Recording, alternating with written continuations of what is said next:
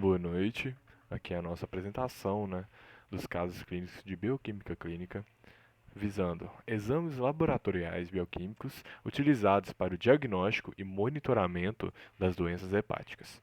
Nosso grupo é composto pela Ianca Lara da Silva, Lucas Faria Manuel, Tainara Mares da Silva, Lara Cristina da Costa e Gabriel Kevin Gontijo Gonçalves. O caso clínico 1 diz o seguinte: analise os resultados dos exames laboratoriais de um paciente de 52 anos do sexo masculino. E aqui estão os dados, do exame, os exames desse paciente. E a pergunta A desse caso clínico diz assim: qual o possível diagnóstico do paciente? Dentre as opções, hepatite aguda, hepatite crônica ou obstrução do ducto biliar. E justifica a sua resposta. Nosso grupo chegou na seguinte resposta: os níveis de ALT e AST se encontram muito aumentados em relação ao valor de referência, descartando a opção de obstrução do ducto biliar, pois ele tem um pequeno aumento, menor do que 5 vezes o valor de referência, além de ALT ser mais elevado do que AST, que não é o caso desse paciente e também não ter diminuição do urofibrinogênio na urina. Os dados dos exames do paciente diminuem para a possibilidade de ser hepatite aguda ou hepatite crônica, excluindo obstrução do ducto biliar. Porém, como a relação de AST e ALT está maior do que 1, isso indica a hepatite crônica como o diagnóstico do paciente, né? Ambos os valores, tanto o GGT quanto o PAL, são discretos, que também se encaixam nos valores de referência da hepatite crônica, pois nela os valores se encontram menores do que 3 vezes o valor de referência. Perfeito? A pergunta B do caso clínico 1 diz o seguinte: explique o mecanismo responsável pela relação AST-ALT maior do que 1, nesse paciente, comentando sobre a localização das enzimas AST e ALT no hepatócito. E o nosso grupo fez a seguinte resposta: a enzima ALT é exclusivamente hepática e a AST 70% citoplasmática e 30% mitocondrial. No momento em que a divisão dessas duas enzimas resulta em um número maior do que 1, ocorre uma lise hepatocelular, onde há liberação de ALT e AST, fração citoplasmática, resultando na necrose. Após a morte da célula, ocorre a liberação de AST, que é a fração mitocondrial, e com isso a AST fica em maior quantidade do que ALT. Essa foi a nossa resposta para a pergunta B do caso clínico 1. Pergunta C do mesmo caso clínico: explica o mecanismo responsável pela elevação dos níveis séricos da bilirrubina direta neste paciente.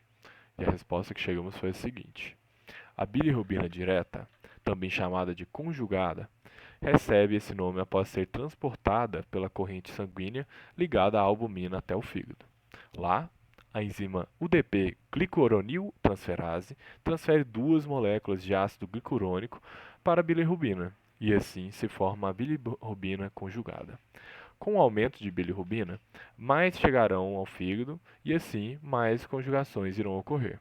Além disso, parte da bilirrubina não conjugada é reabsorvida pela circulação enterohepática, retorna ao fígado, será conjugada e secretada na bile, contribuindo também para esse aumento. A pergunta D diz o seguinte: explique o mecanismo responsável pela elevação dos níveis séricos da bilirrubina indireta neste paciente. E nós chegamos à seguinte resposta: quando a bile vai ser excretada, bilirrubina direta também é excretada no intestino. Lá, sofre a ação de enzimas beta-glicuronidases bacterianas e intestinais. Ocorre a hidrólise da bilirrubina direta, liberando as duas moléculas de ácido glicurônico, o que faz a formação da bilirrubina conjugada. Seguindo esse raciocínio, se as moléculas de ácido glicurônico estão sendo liberadas, está voltando a bilirrubina indireta. Como ocorreu o aumento da bilirrubina, esse processo ocorrerá em maior proporção. Certo? A pergunta E do caso clínico 1 diz o seguinte: Explique o mecanismo responsável pela presença de bilirrubina na urina deste paciente. E a resposta que chegamos foi essa. Como está aumentada, a bilirrubina direta não consegue passar para o intestino. Ela irá se acumular no hepatócito, voltando para a circulação, onde é filtrada pelos rins e é eliminada na urina. A pergunta F do caso clínico 1 é o seguinte: explique o mecanismo responsável pela presença de urobilinogênio na urina desse paciente. E a resposta que chegamos foi essa. O aumento do urobilinogênio é devido à diminuição de recaptação hepática do urobilinogênio pela circulação enterohepática. Na hepatite, isso ocorre e, com o aumento que ocorreu na bilirrubina, aumenta a formação do urobilinogênio, devido à redução da bilirrubina, que a bilirrubina indireta pode sofrer e formar mais urobilinogênio. Ele é muito polar, então, por isso, é eliminado na urina e, como está aumentado, irá acontecer o aumento na circulação geral e ser eliminado na urina, juntamente com o excesso. O caso clínico 2 diz o seguinte: um paciente de 52 anos, do sexo masculino, apresenta prurido e icterícia de 8 dias após o início do tratamento com amoxicilina e clavulato. Analise os resultados dos exames laboratoriais desse paciente. E aqui estão os exames laboratoriais do mesmo, né? ALT, AST, PAL, GGT e outros exames. A pergunta A desse segundo caso clínico foi a seguinte: o paciente apresenta hepatite medicamentosa hepatocelular, coléstica ou mista? Justifique a sua resposta. Nós chegamos à seguinte resposta: o paciente apresenta o diagnóstico de hepatite medicamentosa colestática. Nesse caso, há uma elevação predominante da PAL e a hiperbilirrubinemia. A pergunta B desse segundo caso clínico foi a seguinte: explique o mecanismo responsável pela elevação das atividades das enzimas GGT e PAL nesse paciente, comentando sobre a localização dessas enzimas no fígado. E fizemos a seguinte resposta: essas elevações estão relacionadas com alterações no fígado e, por estarem maiores do que 1,5 até 3 vezes do limite normal, indicando colestase. Tais são enzimas membranárias, canaliculares, que caracterizam a mesma.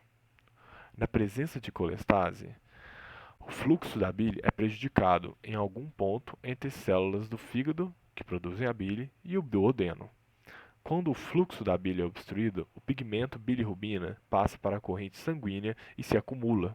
Ou seja, a colestase ocorre devido a problemas de secreção ou síntese biliar, podendo ter cálculos ou tumores, né? A pergunta C desse segundo caso clínico diz o seguinte: explique o mecanismo responsável pela elevação do tempo de protrombina nesse paciente. E chegamos à seguinte resposta: se houver o caso de colestase, por promover a diminuição da absorção da vitamina K, esse fator diminui a ação da protrombina. Na cirrose e hepatite crônica, a síntese de protrombina também será menor devido à capacidade de síntese hepática. Em todos esses fatores, ele levará ao aumento do tempo de protrombina indicada pelo exame. E aqui estão nossas referências e uma ótima noite.